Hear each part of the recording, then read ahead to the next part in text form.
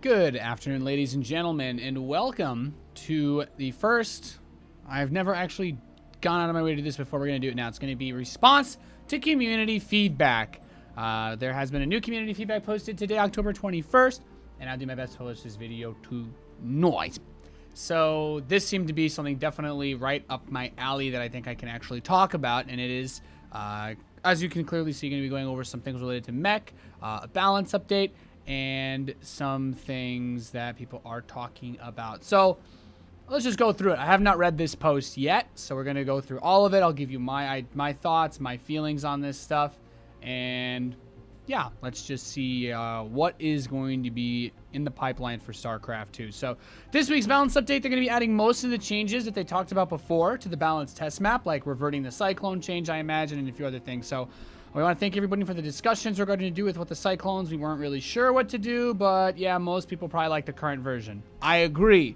The current Cyclone is much better for pushing Mech in the direction that it needs to go. The Cyclone that they're testing is easier for lower level players to use. However, it overlaps in role with every other Mech unit because Siege Tanks and Thors and Hellbats are all very good against ground units.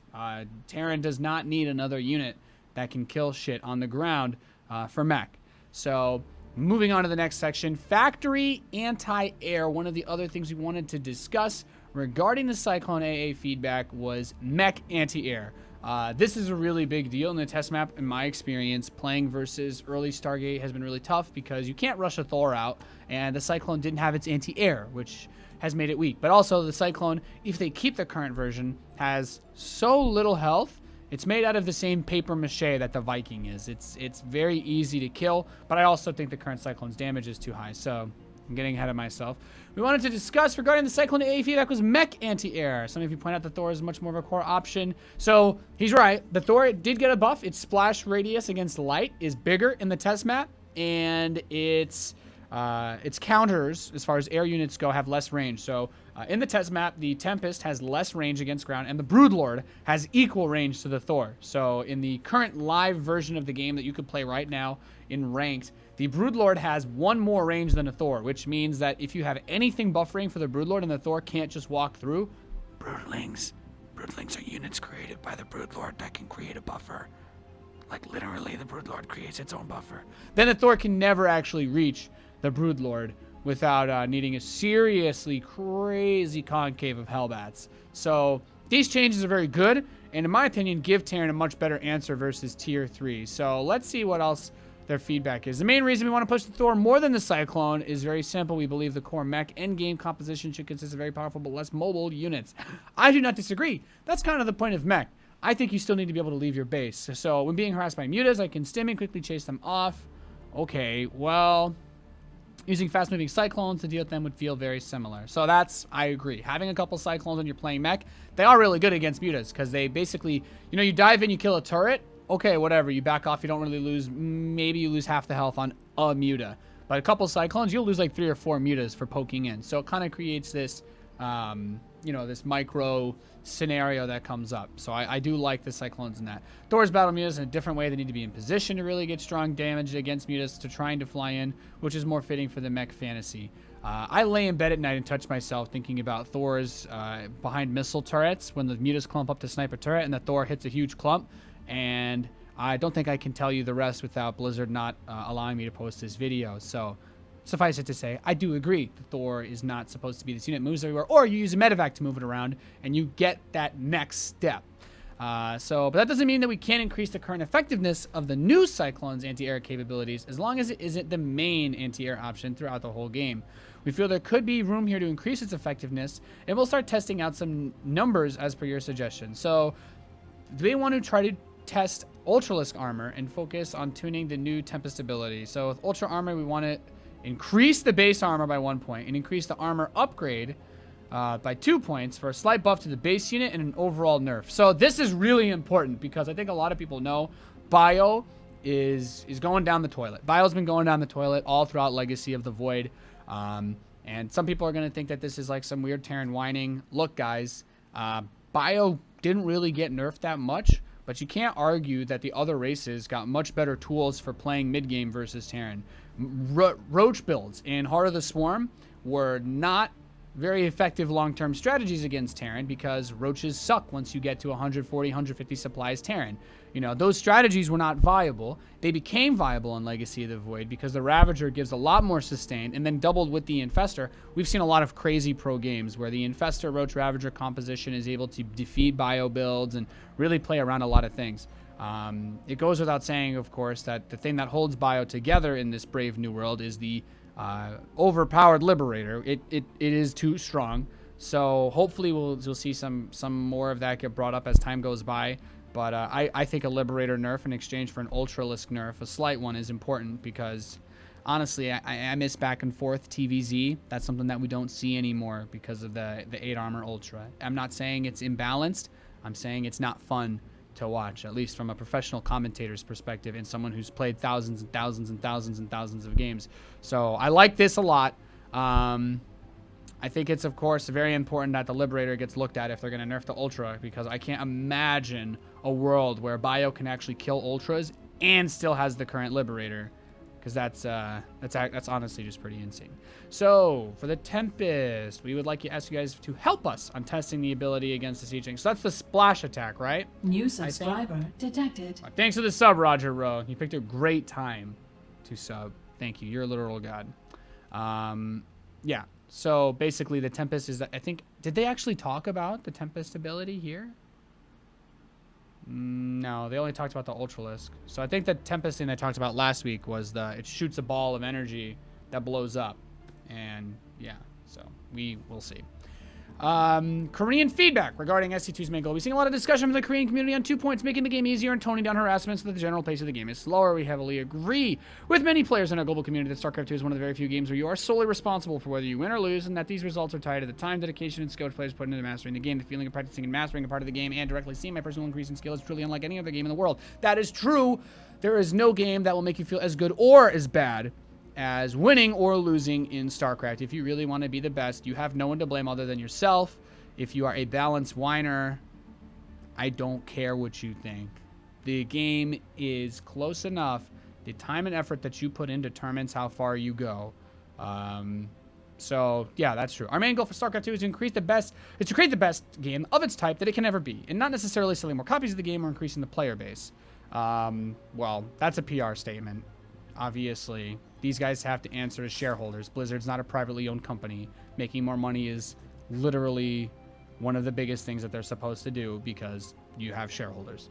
So those are also great secondary goals. Yeah, I should have just read the next sentence right there. It's like, those are also the most important goals, but we don't feel that we should be in a place where we start to hurt the main, most important goal of StarCraft 2.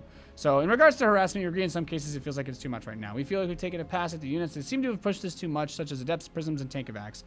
Have any of those units actually been touched? The Adept Vision has been touched. Did they test the Prism changes that lower the health in the test map? I didn't actually see that yet. And Tankovacs. Obviously, removing Tankovacs is going to really help with some of that madness. We're taking measures to strengthen defensive units, such as the Ultralisk, fending off early game harassment. You never get Hydras in time for early game harassment. You strengthened the Queen, which fended off most or all early game harassment. Not saying that's a bad thing, but no one built. You don't open Hydras to defend. No one's going to do that because of this patch. Just letting you guys know that. Or the defensive-based mech play in general. Yeah, well, buffing tank damage. Now you don't... Even if you rush +1 Carapace, like, tanks are going to one-shot Lings, which is huge. Zerg is always ahead of Terran on upgrades in the current meta. And on top of that, and you could argue maybe there's people who go really fast double eBay, but you will not have +1 siege attack before Zerg has 1-1, which means your tanks will not one-shot Lings. So the test map, completely agree. Defending against attacks and all-ins and whatnot as Terran is going to be way easier with siege tanks. So we're not saying that we'll hit this feedback perfectly from the start, and that's why we'd really love to encourage you guys to talk about specific changes that are needed rather than talking too much in general. For example, if the Adept specifically needs to be nerfed more in a specific way, of course now is the best time to try that specific nerf. Please remember that this is a group effort, and we're all trying to make the game better by working together. Thanks, and as always, let's continue working at it, even though we know this isn't easy. So I would like to just make a couple of my own inputs here, and I'd love for you guys to discuss them not only in my chat, but also, you know, my YouTube comments and all that jazz. If you guys have your own thoughts, I agree. I think that StarCraft 2 is a game where the majority of the things when we talk about skill, when we talk about what makes somebody good, when I'm casting a game, you know, 99% of the time, it's going to be the stuff that a lot of viewers don't notice, right? You know, every pro gamer gets supply blocked. These are all things, you know, pro gamers are going to miss SCV cycles. They're going to make too many SCVs. They're going to miss production cycles, and they're going to queue up units. They're going to build banks. That's the core of the game, is your production, your macro, and then people are going to have good engagements. They're going to have great micro, miss micro, but what people really enjoy is the momentum, you know, in my experience, the momentum of building up something and dealing with something, or scouting and defending a cheese. That always feels good, but you know, that gets a little bit different, right? Is how much of that aggression is okay. And honestly, I do like the direction of nerfing some of the stuff that can end games instantly very early on. If I had a few things that I strongly dislike that make this game... subscription reactivated. Thank you. Keep on keeping on, Master SIRW. Thank you, Power Kirby. But I think some of the things right now in the game that make it extremely frustrating, not only on a high level in the Grandmaster League, but I think for new players and players in the mid-range as well, units like the Liberator are extremely hard to deal with. I've been pushing for a smaller Liberator Ring of Death. The Liberator needs to be easier to deal with. Sieging up on people's bases, you know, it is something that's very, very hard to deal with. The Queen has been given a much better answer to it. The Spore buff was great. Terran has never had to worry about it, but I feel like Protoss, it's kind of weird, right? It's weird. So maybe that changes because of the test map changes make Terran play Mech, and we see a lot more Stargate openings because of the ground-to-air anti-A, right? They're never going to add the Goliath, right? So you should always be able to use Stargate against Mech early on. So maybe that's one thing, but I think stuff like Liberator is really frustrating. A lot of cases, Widow Mines are still very hard to see. I think a different way to be able to spot them when they burrow is going to be necessary.